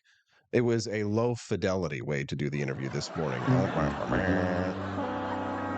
Sorry, guys. What do you do sometimes? I got to figure out what's going on with the phones and why I can't get the phone connected to the Wake Up America show for our callers. But anyways, you can text the show at 573-319-1586. That's 573-319-1586. I'd love to hear your thoughts. 3 wake-up calls for those days when you're overwhelmed and not sure what to do.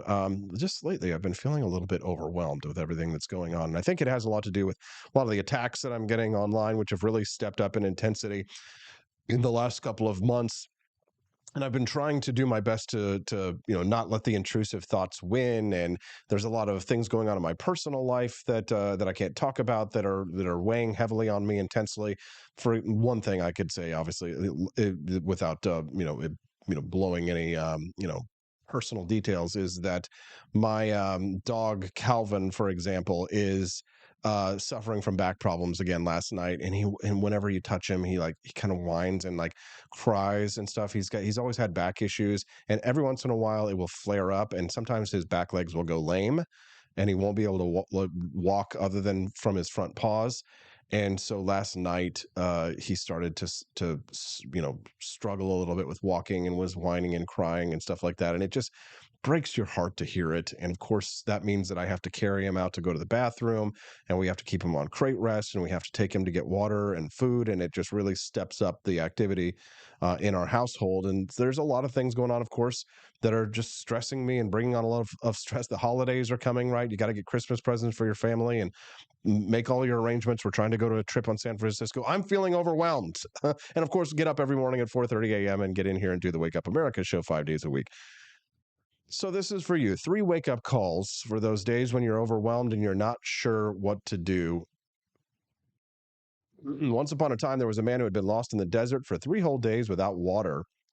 Just as he was about to collapse, he saw what appeared to be a lake a few hundred yards in front of him. Could it be, or just a mirage, he thought to himself. With the last bit of strength that he could muster, he staggered toward the lake and quickly learned that his prayers had been answered. It was no mirage. It was indeed a large, spring-fed lake full of fresh water, more fresh water than he could ever drink in his lifetime. Yet while he was practically dying of thirst, he couldn't bring himself to drink the water. He simply stood by the water's edge and stared down on it. There was a passerby riding on a camel from a nearby town who was watching the man's behavior. She got off her camel, walked up to the thirsty man, and asked, "Why don't you have a drink, sir?" He looked up at the woman with an exhausted, distraught expression on his face and tears welling up in his eyes. He says, "I think I'm dying of thirst, but there's way too much water here in this lake to drink. No matter what I do, I cannot possibly finish it all." The passerby smiled, softly bent down, scooped some water up with her hands, lifted it to the man's mouth, and said, "Sir, your opportunity right now, and as you move forward through the rest of your life, is to understand you don't have to drink the whole lake to quench your thirst. You can simply take one sip, just one small sip, and then another if you choose. Focus on only the mouthful in front of you, and most of your anxiety, fear, and feeling overwhelmed about the rest will gradually fade. In life, we can't take more than one sip at a time. Challenge yourself today, like myself, to focus solely on the sip, the task, the step that you're actually taking, right? Honestly, that's all life is, right? Small positive actions that you take moment by moment. And then one day when you look back, it all adds up to something worthwhile, right? Something that's often far different and better than what you had imagined when you started. And if you're having trouble sorting out where to start, remember, writing things down helps, right? Usually everything seems far more overwhelming in our heads. So get out of your head by writing everything down in small, tiny tasks that you can take on gradually. The smaller, the better, too, right? Writing the list can be one of the tasks, right? So then you already checked the first thing off, right? Then you can do the next tiny thing and check it off and the next, right? And you do so and you build a gradual sense of achievement and a degree of control over your world, which reduces the overwhelming feelings that you might feel, or at least enables you to cope as you're moving forward one sip at a time. Number two, we all do lots of things that don't need to be done, right? Our lives get incredibly complicated. But, a lot of time, gradually, the complications will start to creep up on us. And then all of a sudden, we're entirely overwhelmed. So, today you order a few things on Amazon. Tomorrow somebody gives you a birthday present. Then you get excited and you roll in a free giveaway at church and you win. And then you decide you need a 6-foot cabinet to store all your growing pile of stuff. And then as things go on, the clutter starts to build up in the space because you keep adding new things without purging the old. And the cycle continues in all walks of life too, right? So today you say yes to a Facebook party invitation. Then you say yes when a neighbor asks you to help furniture. Then you get invited to a quick lunch meeting. And then on and on and on until all of a sudden you're way too busy and your schedule is too packed. And if you're feeling stressed, right, you start to distract yourself, and then you're reading Google News or you're scrolling on Instagram, and you're not doing what you need to be doing to try and get the clutter out of your life, right? Take a step back on a regular basis, reevaluate what it is you're actually doing and why is it that you're doing what you're doing, right? Instead of thinking, oh my gosh, there's so much to do, let's ask, should I actually be doing all of this? And number three, it's necessary to say no to some really good things. You get that? We all have opportunities and obligations, but a healthy and productive routine can only be found in the long run by properly managing your yeses. And yes, sometimes you have to say no to really good opportunities and obligations. You can't always be agreeable. That's how people take advantage of you. And that's how you end up taking advantage of yourself too. You have to set clear boundaries. You might have to say no to certain favors, work projects, community associations, church activities, volunteer groups, coaching your kids' sports teams, or some other seemingly worthwhile activity. Now, I know it seems unfair to say no when those are worthwhile things to do, and it pains you to say no, but you must. Because the alternative is that you're going to do a half-baked, poor job at each one, be stressed out, feel like you're stuck in an endless cycle of busyness, and eventually you're going to reach a breaking point. The truth is the main thing that keeps so many of us stuck in an overwhelming cycle is the fantasy in our minds that we can be everything to everyone, everywhere at once, and a hero on all fronts. But again, that's not reality. I need to say that to myself. I need to repeat this to myself. Trust me, all the time. I can't be everything to everyone. I can't. I want to be successful as a libertarian podcaster and a small business person. And I want to be a successful husband, and I want to be a successful, dad one day, and a successful, father of my dog, for example. And so that he doesn't have back problems and things. But I just can't be absolutely everything to everyone. I can be the best that I can with the things that are most important and the biggest obligations that I have. I'm not going to please everybody. I just can't. And I've got to do the best that I can based on the information that I have and the time that I have. But I wonder what your thoughts are on this. One listener texted in and said, sorry about Calvin.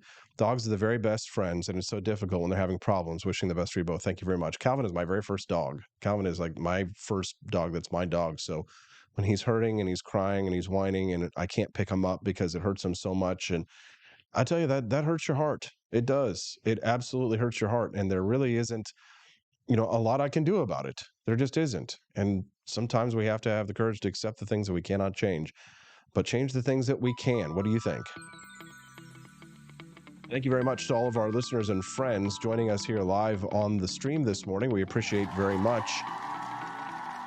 Luke Sacker, Will Run Riot, Brashing. First time I've seen you here, Brashing. Welcome. Blue Trike, Will Run Riot, BIPOC Doing Racism. Very funny. Andy Opperman is here as well. Guapo Loco says, saw you debate Burke. You did very well. Kept your cool. Had the best arguments. Thank you, Guapo. Quantum Kitty, nice to see you, Kill. How you doing? Sedan joining us live this morning. First time I've seen you here. Welcome. Hope you click like and subscribe so we can see you again tomorrow morning. We appreciate all of our friends joining us here live on the show this morning. Quest Fanning as well. Blue Trike. Hi, guys. All right, show is over. We appreciate you very much. Andy Opperman says, great show. Thank you very much. Team Mill 22, nice to see you. First time I've seen you here. Hope that you'll come back again tomorrow. Make sure that you subscribe so we don't miss you. And we'll see you tomorrow on the Wake Up America Show at wakeupAmericaShow.com. Expanse of time, a year might seem like a mere moment, but oh, what a year it's been. In September 2022, Austin and Stephanie Peterson embarked on a journey to wake up America. They began humbly, with just 20 souls tuning in, learning, listening, and though challenges arose, like the looming shadow of YouTube demonetization, their spirit never waned. And now, thanks to you, thousands rise with the sun to join them, to listen, to engage, to be a part of a community. So here's to you, and to Wake Up America, for memories shared, for friends made, for the journey ahead, and for never, ever forgetting to rise and freedom. Happy anniversary. I'm Donald Trump, and I approve this message. Believe me, Austin Peterson is the best. He's got the greatest Wake Up America show I've ever seen. Whenever I tune in the mornings and watch the live stream, let me tell you, he has got the absolute best content. I love his guests. It's just a total blast to watch, and I highly endorse and recommend the Wake Up America show. It's terrific, believe me.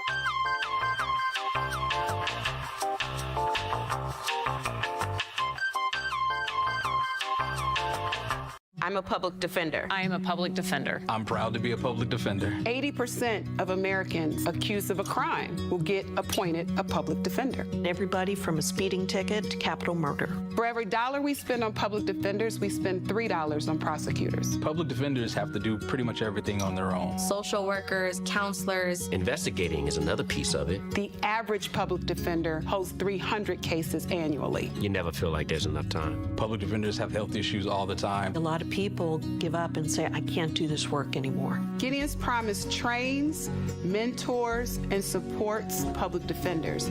There are a lot of people who say that they would not still be public defenders, but for Gideon's Promise. It's fueled me to continue on in this fight. Gideon's Promise has changed the face of public defense. People see us as troublemakers. Good trouble only. We don't make it easy. It should not be easy to take away someone's liberty.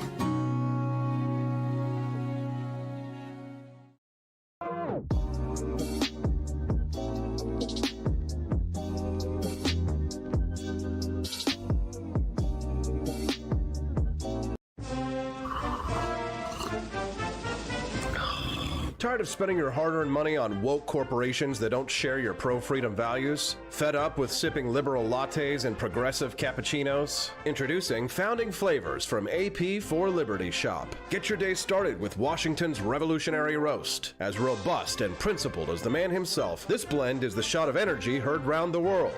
Or maybe you want to taste the fervor of freedom with Adams's Patriotic Perk. It's as dynamic and balanced as the U.S. Constitution, sure to awaken your spirit of liberty. For the aficionados, we've got the Jeffersonian Java, a complex mix of flavors that speaks volumes about your refined tastes. And don't forget Betsy's Liberty Lullaby, our decaf option, crafted with the same care and dedication Betsy Ross put into our Star-Spangled Banner. This blend lets you enjoy the taste of freedom anytime without losing sleep. No woke beans here, folks. Just pure, patriotic, pro-freedom flavors brewed with love for liberty. So why compromise your principles for a cup of coffee? Stand up for your values, perk up your patriotism, and start your day the American way. Get your founding flavors at apforlibertyshop.com.